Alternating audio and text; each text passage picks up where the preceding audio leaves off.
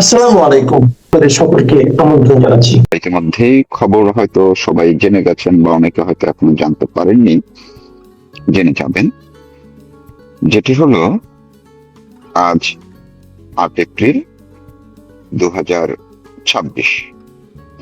এই দিনটি বাংলাদেশের রাজনীতির ইতিহাসে, বাংলাদেশের জাতীয় সংসদের ইতিহাসে, এমনকি কোনো রাজনৈতিক সরকারের ইতিহাসে প্রথমবারের মতো একটি কালো অধ্যায়ের সূত্রপাত ঘটল। ফলে এই দিনটি সবার মনে রাখা খুবই জরুরি আগামীর দিনের জন্য। বিশেষ করে আপনারা যারা হয়তোবা মনে করছেন কিংবা ধারণা থেকে নিজেরা নিজেরা চিন্তা করছেন, তারা একটু ইতিহাস ঘেঁটে ঘুটে একটু দেখার চেষ্টা করবেন যে এর আগে জাতীয় সংসদে, আমি আবার বলছি, জাতীয় সংসদে কোন দলের নাম মেনশন করে এবং বিশেষ কোন দলকে নিষিদ্ধ করা, তাদের দলের কার্যক্রম নিষিদ্ধ করার জন্য সর্বসম্মতভাবে সর্বসম্মতভাবে আইন পাশ করা হয়নি। এই আজকের প্রথম এটি ইতিহাসে বাংলাদেশ আওয়ামী লীগের নাম মেনশন করে যে প্রস্তাব করা হয়েছে, এটি প্রথম। আপনাদের কাছে অনেকেরই ধাক্কা লাগতে পারে যে এটি তো সন্ত্রাস বিরোধী আইন কিংবা বিশেষ ক্ষমতা আইন। যে মোড়কেই হোক, এই আইনের আওতায় আগে নির্বাহী আদেশে কিংবা অধ্যাদেশ দিয়ে বিভিন্ন সময়ে বিভিন্ন রাজনৈতিক দলের কার্যক্রম নিষিদ্ধ, বিশেষ করে জঙ্গি সংগঠন, সন্ত্রাসী সংগঠন, যেমন এই যে ইসলামের নামে যারা জঙ্গিবাদ করে সেরকম কিছু দল, সর্বহারা পার্টি ইত্যাদি, এই ধরনের কিছু দলকে নিষিদ্ধ করা হয়েছিল সরকার সরকার নির্দেশ দিয়ে, অর্থাৎ নির্বাহী আদেশে। জাতীয় সংসদে কখনোই কখনোই এইভাবে একটি দলের উদ্দেশ্যে, একটি দলের কার্যক্রম নিষিদ্ধ করা, এমনকি স্বরাষ্ট্রমন্ত্রী যে শব্দটি আপনারা শুনবেন, এই শব্দগুলো কিন্তু আজকে খুবই গুরুত্বপূর্ণ শুনবেন। তিনি এটিও বলেছেন যে এই আইনের মাধ্যমে যে আন্তর্জাতিক অপরাধ ট্রাইব্যুনাল, তারা চাইলে দল হিসেবেও বিচার করতে পারবে। মানে আওয়ামী লীগকে দল হিসেবে নিষিদ্ধ করা, দল হিসেবে বিচার করারও এখতিয়ার আজকের এই আইনের মাধ্যমে দেওয়া হয়েছে। কাদেরকে? আন্তর্জাতিক অপরাধ ট্রাইব্যুনালকে, যারা মূলত 1971-এর মহান মুক্তিযুদ্ধে বাংলাদেশের যারা বিরোধিতা করেছে, যারা মানুষকে হত্যা করেছে, নারী নির্যাতন করেছে, লুটপাট করেছে, ধর্ষণ করেছে, অগ্নিসংযোগ করেছে, সেই যুদ্ধাপরাধের দায়ে যাদের বিচারের জন্য আদালতটি করা হয়েছে, সেই আদালতের উপরে আজকে একেবারেই আইনসম্মতভাবে এখতিয়ার দিয়ে দেওয়া হয়েছে। এই অধ্যাদেশটি করা হয়েছিল অন্তর্বর্তীকালীন সরকারের সময়। ফলে একটি বড় বিষয় হয়ে দাঁড়ালো যে জাতীয় সংসদে যারা আজকে উপস্থিত ছিলেন, আমি আবার একটু বিনীতভাবে আপনাদেরকে অনুরোধ করব শব্দগুলো একটু শোনার ক্ষেত্রে, যারা উপস্থিত ছিলেন তারা কেউ এমন একটি রাজনৈতিক দলকে নিষিদ্ধ করা, তাদের কার্যক্রম নিষিদ্ধ করা আইন করে এটির প্রতিবাদ করেননি। কারণ স্পিকার যখন বললেন হার পক্ষে কারা আছেন, সবাই হাত তুলেছেন, নার পক্ষে কারা আছেন, কেউ হাত তুলেননি। এমনকি এই যে আমরা 2-3 জন সংসদ সদস্যের ক্ষেত্রে তারা যখন একটু বাইরে বসে বঙ্গবন্ধুর নাম করেন, বঙ্গবন্ধুর স্মরণ করেন, বঙ্গবন্ধুকে নিয়ে কথা বলেন, তখন অনেকেই বঙ্গবন্ধুর সৈনিকরাও খুব আহ্লাদে একদম গদগদ হয়ে যান, তাদেরকে ফেরেশতার মতো মনে করেন। সেই রুমিন ফারহানার কথা বলছি, আমি বলছি অ্যাডভোকেট ফজলুর রহমানের কথাও। তারাও কিন্তু আজকে অন্তত পক্ষে এই ভোট থেকে বিরত থাকেননি, প্রতিবাদ তো দূরের কথা। এমন আরো অনেকেই আছেন যারা আজকে এই আইনকে পাশ করেছেন, কারণ স্পিকার শব্দটি বলেছেন সর্বসম্মতভাবে, কেউ কিন্তু এর প্রতিবাদ করেননি। ফলে আজকের সংসদে যারা উপস্থিত ছিলেন সবাই, প্রত্যেককেই এই দায় নিতে হবে যে আজকে বাংলাদেশ জাতীয় সংসদের ইতিহাসে সংসদকে কলুষিত করা হলো একটি কালো আইনের মধ্য দিয়ে। পাশাপাশি রাজনৈতিক দল হিসাবে জাতীয়তাবাদী দল, বাংলাদেশ জাতীয়তাবাদী দল বিএনপি মাত্র এই যে কয়দিনের সরকারের বলা যায় সর্বকনিষ্ঠ, একেবারে স্বপ্রণোদিত ভাবে নিজেরা যেচে স্বেচ্ছায় নিজেদের উপরে স্বৈরাচারী আনুষ্ঠানিক, আমি আবার বলছি আনুষ্ঠানিক স্বৈরাচারী তকমা অর্জন করে নিয়েছে। বলা যায় এক ধরনের সংসদকে ব্যবহার করে তারা এটি আদায় করে নিয়েছে। তাদেরকে এখন আইনগতভাবে নীতিগতভাবে স্বৈরাচার বলা যাবে। কারণ হচ্ছে এর আগে যখন যাদেরকেই স্বৈরাচার বলা হতো, প্রধান কারণ ছিল প্রতিপক্ষের রাজনৈতিক দলকে নির্যাতন করা, নিপীড়ন করা, তাদের মুখ বন্ধ করে রাখা, তাদের রাজনীতি কার্যক্রমে বাধা দেওয়া, এই সব কারণে। ধরুন আমি যদি তর্কের খাতিরে বলি যে আওয়ামী লীগ সরকারকে হটানোর সময় যখন স্বৈরাচার স্লোগান দিয়েছিলেন কেউ কেউ, তখন তাদের মূল উপযোগ্য কি ছিল?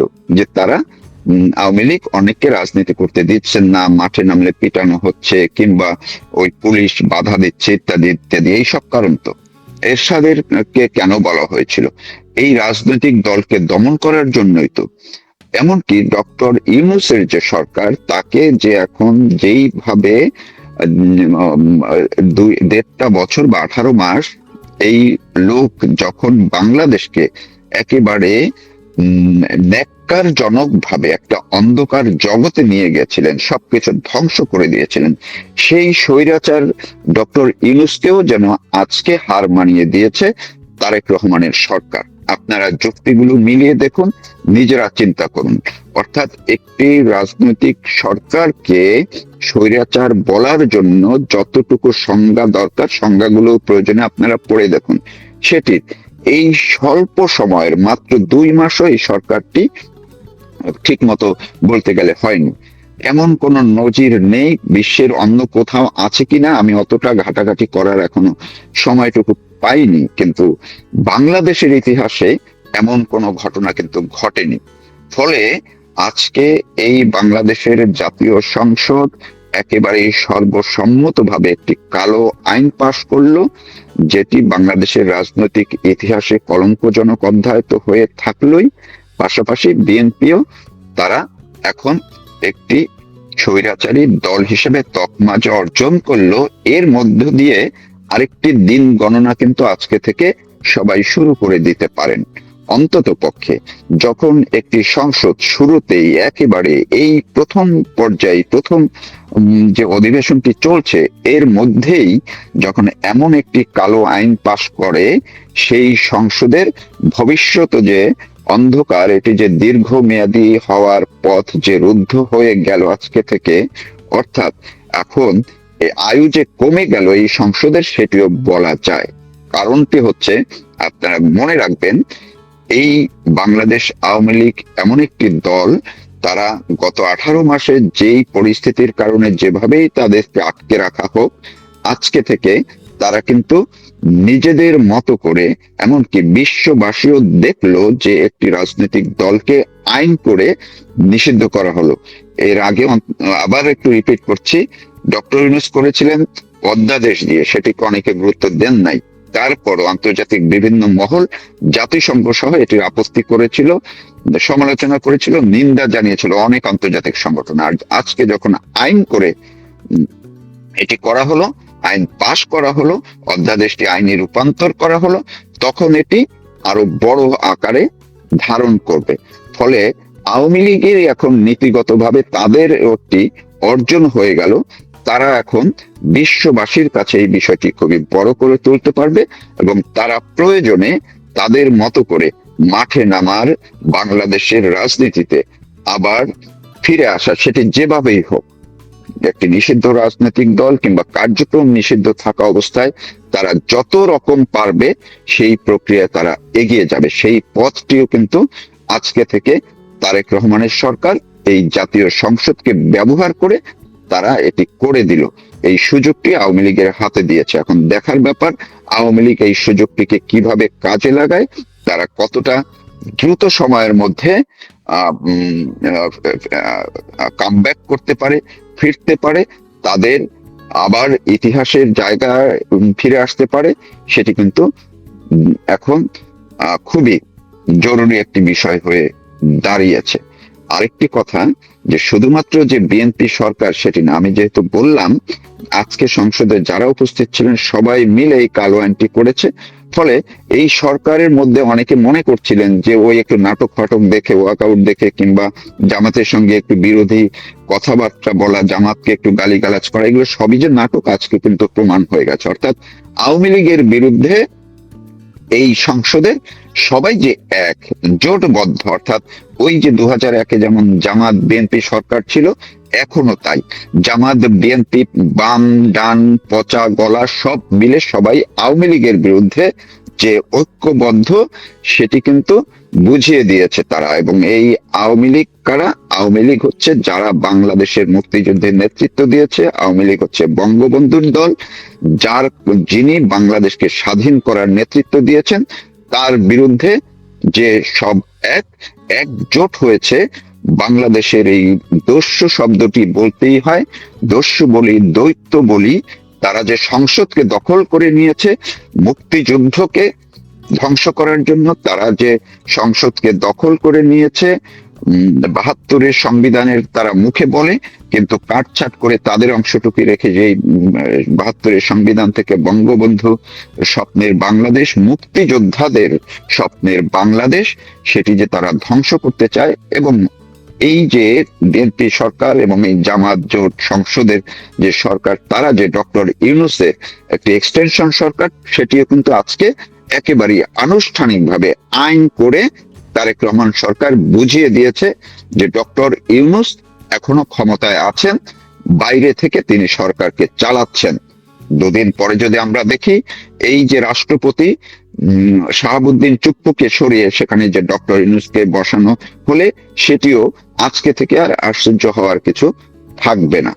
24-এ গণ আন্দোলনের পরে হাসনাত আব্দুল্লাহকে নিয়ে যে পরিমাণ হেডলাইন হয়েছে, এই পরিমাণ হেডলাইন বেগম খালেদা জিয়া, তারেক রহমান তাদেরকে নিয়েও হয়েছে কিনা আমার সন্দেহ আছে। শেখ হাসিনা নিয়েও হয়নি, বা হলেও তাদের মোটামুটি সমান সমান। হাসনাত আব্দুল্লাহ একটা হুঙ্কার দিয়েছেন, এই হুঙ্কারটা নিয়ে আজকের আলাপ সালাপ, ছোট্ট আলাপ। আগে হুঙ্কারটা আপনারা একটু শোনেন। হাসনাত আব্দুল্লাহ বলছেন, রাষ্ট্র কাঠামোর পরিবর্তন না হলে গণ অভ্যুত্থান আবারও হবে। কোথায় আলোচনার জায়গা আছে সেটা আমি আপনাদেরকে বলবো। দেখেন, নেপালে রাষ্ট্র কাঠামো পরিবর্তন করেছে, পরিবর্তন করে সেখানে জেনজিরা ক্ষমতায় এসছে, তাই তো? বাংলাদেশে পারেনি। বাংলাদেশে নাকি দক্ষিণের মূলে, এবং বাংলাদেশ বিরোধী শক্তি অনেকে বলতে পছন্দ করেন, যারা বাংলাদেশের স্বাধীনতা চাননি, সেই জামাতে ইসলামীর সাথে নেগোসিয়েশন করে 6টি মাত্র সিট পেয়েছে, যেখানে বাংলাদেশে ক্ষমতায় যেতে হলে 151টি আসন লাগে। নেপালের জেনজিদের নেতা এবং বাংলাদেশের মধ্যে আকাশ পাতাল পার্থক্য। বাংলাদেশে যারা হাসনাত, সার্জিস, নাহিদ, মাহফুজ, আসিফ মাহমুদ, সজীব ভুঁইয়া, তুষার, হান্নান মাসুদ, নাসিরউদ্দিন পাটোয়ারি অথবা আক্তার হোসেন, তারা জেনজির কি সত্যিকার নেতা হতে পেরেছে? আসলে নেপালে হয়েছে। নেপালে জেনজির যে মূল শক্তি, সেই মূল শক্তিটা তাদের গুণে মুগ্ধ হয়েছে। আর বাংলাদেশে যে জেনজির মূল শক্তিটা, যারা আন্দোলন করেছে, দেশের পরিবর্তন চায়, শাসন ক্ষমতার পরিবর্তন চায়, সবকিছুই চায়, দেশের ভালো চায়, বাট তারা এই নেতৃত্বটাকে তাদের প্রতিনিধি মনে করেনি। ফলে তারা ঘরে চলে গেছে, তারা ঘরে বসে গেছে। হাসনাতদের ডাকে 25-এ যারা 24-এ যারা মাঠে নেমে এসেছিল, তারা পরে সবাই বলছে আমরা ভুল করেছি, আমরা সরি, আমাদেরকে মিসগাইড করা হয়েছে। ফলে এই যে হাসনাত এখন হুঙ্কার দিচ্ছে যে রাষ্ট্রের কাঠামোগত পরিবর্তন দাবি পরিবর্তনের দাবি থেকে সরকার সরে এলে আবারও গণ অভ্যুত্থান হবে বলে হুঁশিয়ারি দিয়েছেন জাতীয় নাগরিক পার্টি এনসিপির মুখ্য সংগঠক ও কুমিল্লা 4 আসনের সংসদ সদস্য হাসনাত আব্দুল্লাহ। তিনি বলেন, সিজন ও চেয়ার পরিবর্তনের সঙ্গে সঙ্গে সরকার মেন্টালিটি চেঞ্জ হয়ে গেছে, সরকারকে স্ট্রাকচারাল জায়গায় এক হতে হবে, এটি থেকে সরে এলে 24 আবারও হবে। আমি এই জায়গায় একমত। দ্বিমত কোন জায়গায় সেটা আমি আপনাদেরকে বলি। কোনো ভাবে হয়তো সে প্রস্তুতি হচ্ছে, বাট 24 হবে মেজরিটি দিয়ে আটকানোর সুযোগ নেই। কোনো ভাবে হয়তো সেই প্রস্তুতি হচ্ছে। আবার কি মেটিকুলাস ডিজাইন? আর তো চাইলে আমাদের অরিজিনাল জেনজিকে আর মাঠে নামানো যাবে না। তিনি ঢাকাতেই একটা প্ল্যাটফর্মে একটা প্রোগ্রামে বলছেন, যারা 24 রাস্তায় নেমেছিল তারা কাউকে এমপি উপদেষ্টা বানানোর জন্য রাস্তায় নামেনি। সত্য কথাটা এতদিনে বললেন। তারা রাষ্ট্রের কাঠামো পরিবর্তনের জন্য রাস্তায় নেমে এসেছিল, ব্যক্তির পরিবর্তনের জন্য নয়। রাষ্ট্র কাঠামোর আমূল পরিবর্তনের জন্যই 24 গণ অভ্যুত্থান হয়েছিল।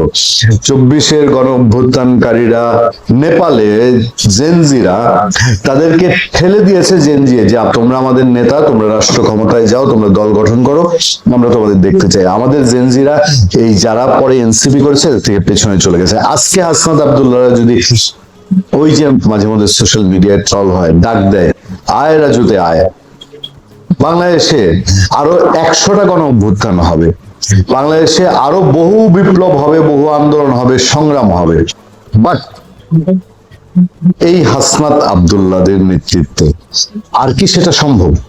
দেখেন, এই হাসনাত, সার্জিস, এদের মোটামুটি এই লোকগুলা একসময় আওয়ামী লীগের ভেতরে ছিলেন, ছাত্রলীগের ভেতরে ছিলেন, তারা ঠিক আছে, তারা ভুল বুঝতে পেরে তারা চেঞ্জ হয়েছিল।